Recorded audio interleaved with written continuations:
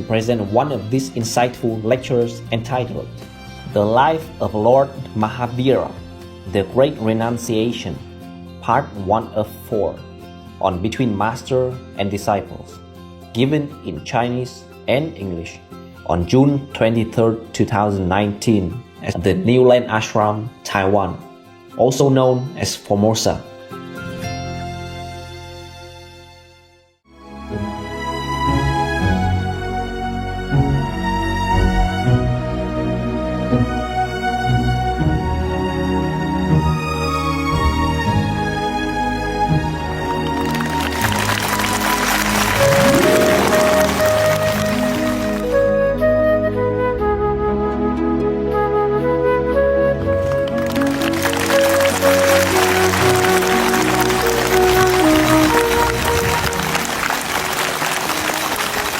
Hello.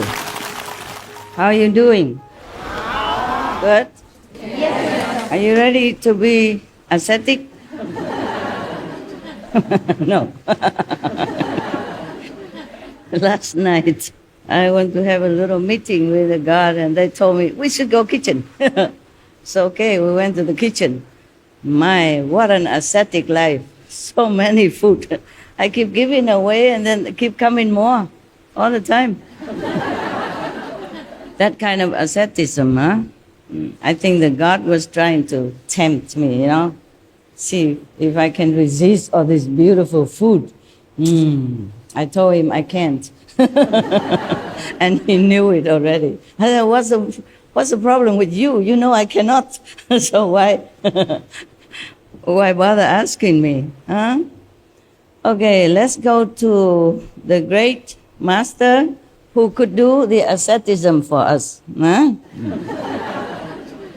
I'm telling you, not every master has to be an ascetic. So don't always have this kind of fixed prejudice, okay? Yes. Look at Sikhamoni Buddha. Yeah. How many lifetimes he has been king and minister or big personage in the society. And he not always a monk, yeah? Even before being a monk, he had also a luxury life, though he did not feel attached to that. Having something and being attached to it is something different. Yeah, you can have many things, but it doesn't mean you are mundanely bound. So important is that you have to remember the inside. Not the outside appearance or actions, but your inside, your heart, your motivation, okay, your goal. What is it that you want in life? If you are a CEO of a company, or if you own some big business, then you have to dress accordingly and go on maybe a limousine, huh? Instead of just some small vehicle or motorcycle, okay? Because that's the way people expect of you. If the king of a country go to the court and wearing like a beggar clothes or maybe jean or something, you think is appropriate? Yes, no? No. Yeah. If the president of a country going out to see people, or anytime, you know, he's just wearing shabby clothes or broken dress and flip-flop, you know, do you think people, the society will accept that? Yes or no? Good, good. Now you can talk. When you should open your mouth, please do it. And when you are on retreat, please close it. Save your energy, save the blessings, save whatever you can to help you progress. Now, so not like any master at all have to be an ascetic. It doesn't have to be that way. Yeah. But if you can, just simplify your life. Whatever you need, keep. What you don't need, give it away, sell it, or throw it away if it's not useful anymore. simplify your life whenever you can, wherever you can. At home, okay? At home, of course, I can simplify my life better, yes. But since I am destined to have some kind of decorated appearance, yeah, so I just go with that, yeah. And recently I saw some of the AP, ancient prediction of our planet. And I saw some prediction saying that some master will come, wear high heel and stuff. So maybe I'm in fashion, huh? I didn't know all that before. I don't know where they found so many predictions. I don't know where they dig them all out. I only knew maybe a couple, like the famous one, like Nostradamus, yeah, something like that. And several more, like the Indian stuff, but I did not know anything else, Maybe the only one I know most is Nostradamus, because I was in Europe, yeah.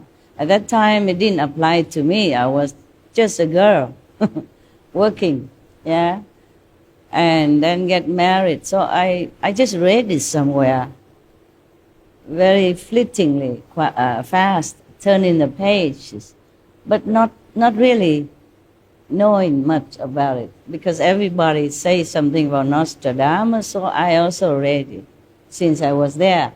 I was studying French, so maybe I'm just trying to practice reading. And it's something like prediction is more interesting, it's more catching your attention to read, that's all. I read some, but not all. My French wasn't all that good at that time. And it's worse now. I don't think it gets better. It's getting worse. Out of practice. It's like my mandolin. So many of the master, for example, the latest Sikh master, yeah, he dressed himself like a king. He's not ascetic at all, yeah.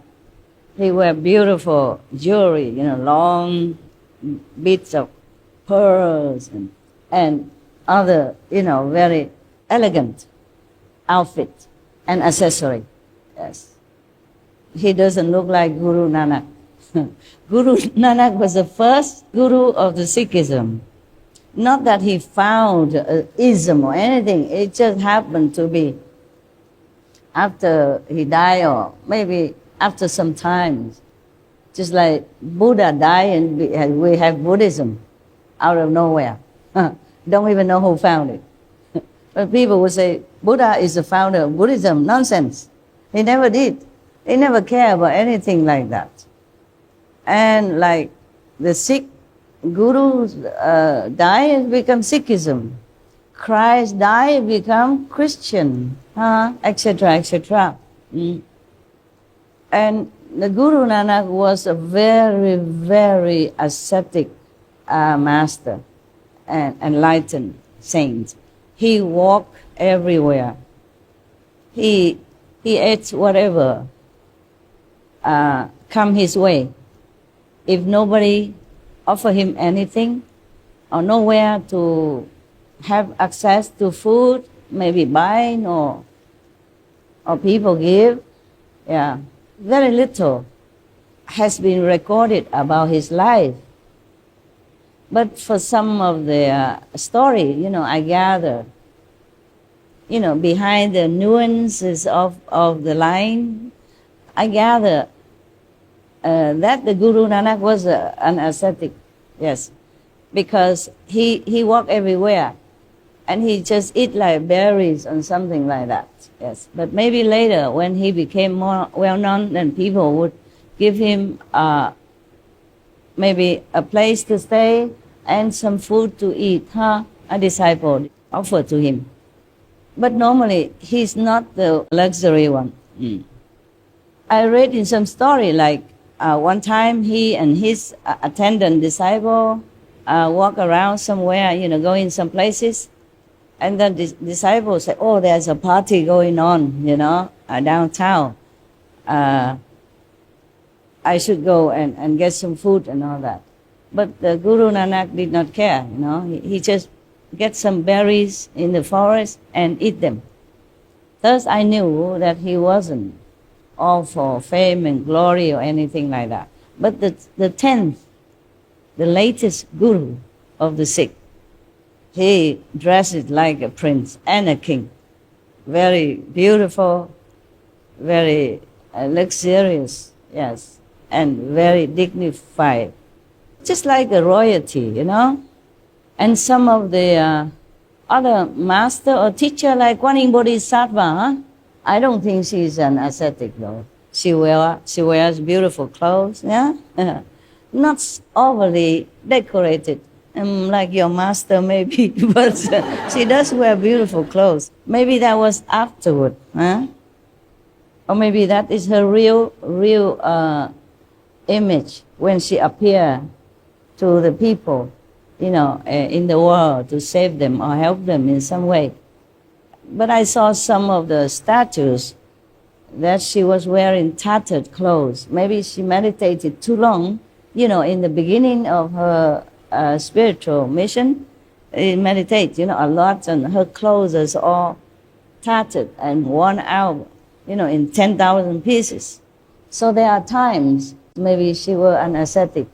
And later, maybe she became more known, then the disciple would offer more clothes and a little bit more luxurious type of apparel. Now, so do not look at people from the outside image and judge the inside. Just like some kind of precious stone is hidden inside rough-looking, ugly rock, yeah? And when you cut it in half, like many, they show them in jewelry shop or a museum. When it cut in half, inside is hollow, and inside a lot of jewelry inside, you know, shining. It's like that. Our body, no matter how it looks, it's just an outside garment. It is not our real self. When we hear something, it is our hearing nature, our inborn hearing power that hears it. And then we get used to it. We think it's the ears are hearing it. And when we see something, it is our seeing nature that sees it. And we keep being used to it, so we thought it's our eyes that is seeing things. The one that sees is not the one that you see. The one that hears is not the one that you look at. But we are so used to with the outside appearance, as well as so used to it thinking, using all these our faculties that we think this is we. That's why the Kuan Yin method teach you to return to the true hearer and the true seers. That is what the Buddha say. Turn your hearing inward. Turn your seeing backward. Then you will see the Buddha nature. Well, I don't repeat exactly word by word, but you know he talked like that. The same with his disciples around him, like Manjushri or Kuan Yin Bodhisattva. The name Kuan Yin or Avalokitesvara, Sanskrit name, you know. Her name meaning contemplating on the sound of the universe, of the creation actually.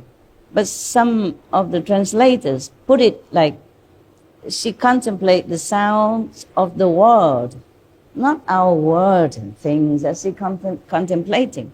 Because that doesn't need Kuan Yin Bodhisattva to do. We hear all the time, every day, right? Can you hear something? Yeah. We don't need Avalokitesvara to tell us, listening to this and that. Huh? So she also means that turn your hearing inward. Again, return to your hearing source. Return to the owner of this body.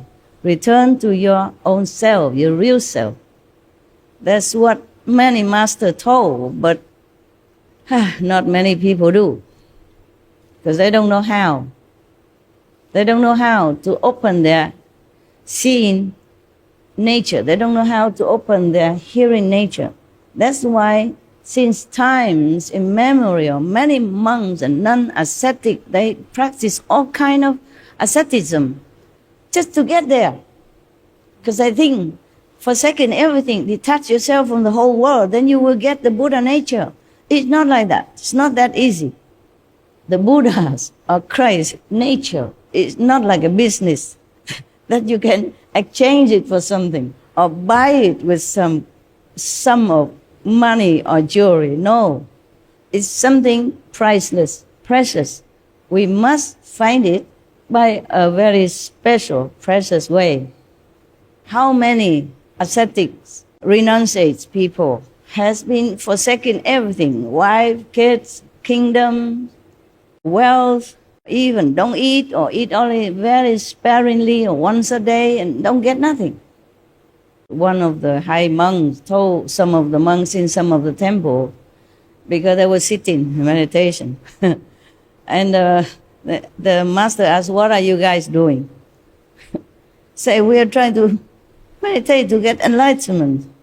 And so the Zen monk, he take a piece of stone or brick, and he keep filing it on the floor.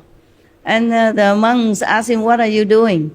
He said, "I'm trying to make a mirror out of this stone."